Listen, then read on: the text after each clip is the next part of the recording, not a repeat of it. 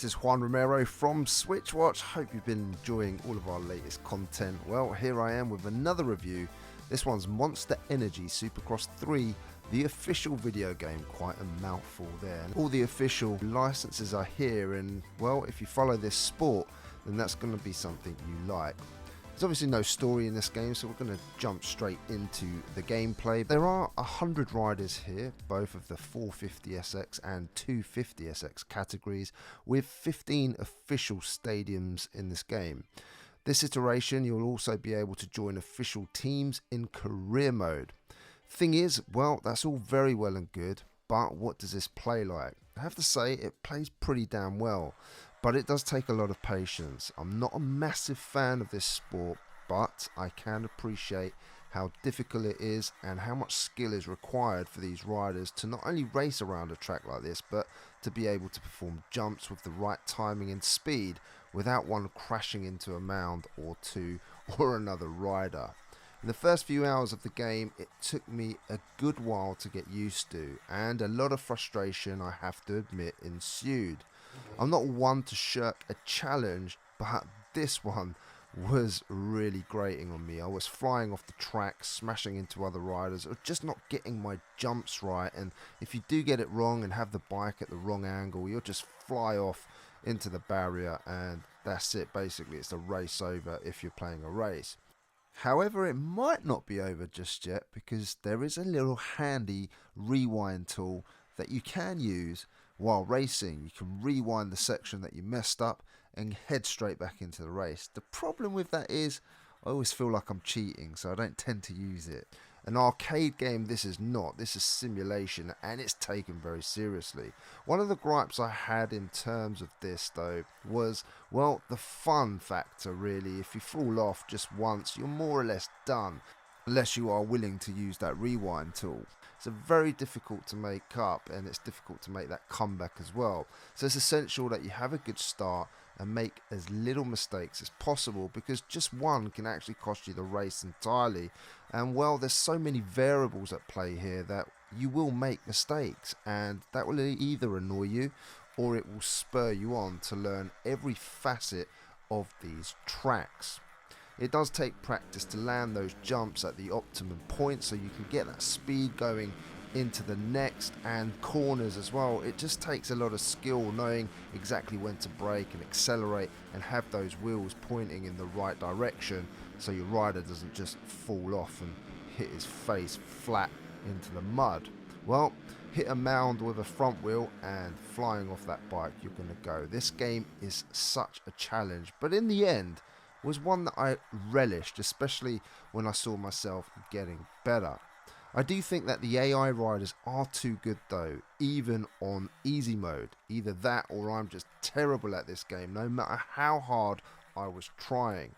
There are lots of settings to change the bike dynamics, as well as make the game less difficult or more difficult dependent on your skill range, and there's also a range of assists which can be quite handy, but you can turn these on or off. Now, there are plenty of options here to keep you entertained too, both for the casual player and for hardcore players. For single players, there is that career mode, which I'll get into in a minute.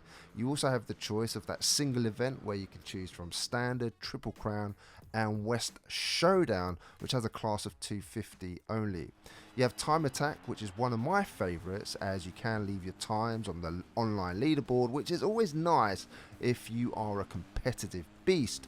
Championship allows you to take part in a sequence of races, and there are a load of challenges too, from head to head or mind the gates and more. In compound mode, you have the ability to explore the compound with no rules or finish lines, and well, basically this is a free roam mode, which to be honest was fun for all of about 5 minutes before I got bored.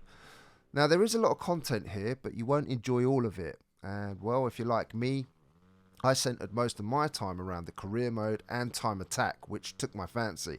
And in terms of customizing your rider and bike, there is options from colouring the bike, the rider's clothes, equipment, to changing the numbers. Of course, you will need credits to buy better looking stuff and gear, all of which can be earned through the career mode, where you'll have all sorts of options from one shot, which is where you race in just one event, to semi-pro, where you will qualify and race, to the real thing, where you can take part in qualifying, heats, last chance qualifiers, and the main event. So for all of you fans out there, this is going to have you going for hours and hours on end.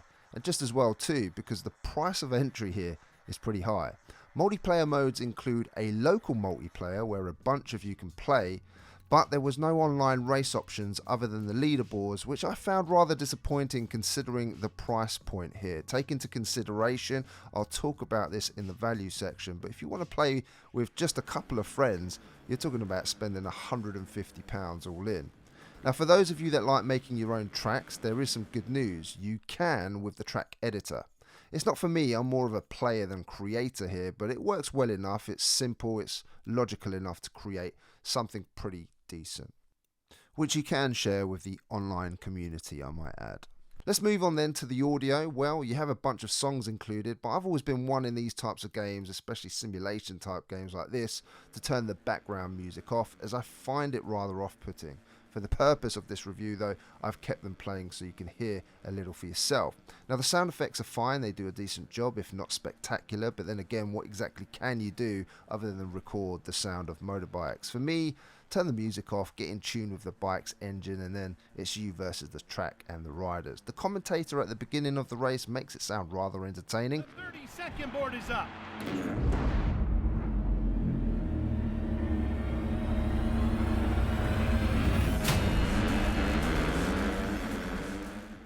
In terms of visuals and performance, well, rather impressed with how the game runs. That's the first thing, and well, the reason for that is it feels smooth, it looks smooth, because it's running at a higher frame rate than 30 frames per second, often achieving 60 frames per second, other than the occasional dip.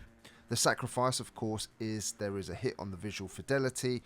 The tracks sometimes look a little bit muddy, lacking detail here and there, and what you do notice is the pop-in and the long loading times for the tracks. Even when you're playing the track, you can see bits of the track actually loading from time to time, which is rather off-putting, a little bit of a shame, but you know, I would take that all day long to have that smoothness when playing the game itself. The characters and the bikes are all drawn rather well. I do wish there was some more effects in the game, so more mud sort of splattering everywhere, but you know, overall with the customizations and all of that kind of stuff, they've done pretty well here. And lastly, if you want, you do have some different camera angles should you need them.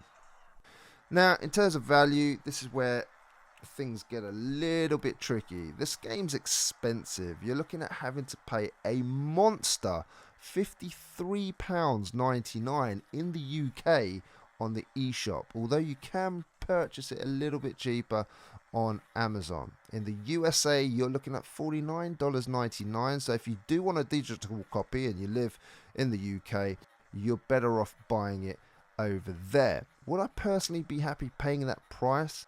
Well, if I was a massive fan of the sport, then this has you covered, but I'm not a massive fan, so this is a game that I would pick up when it was on sale.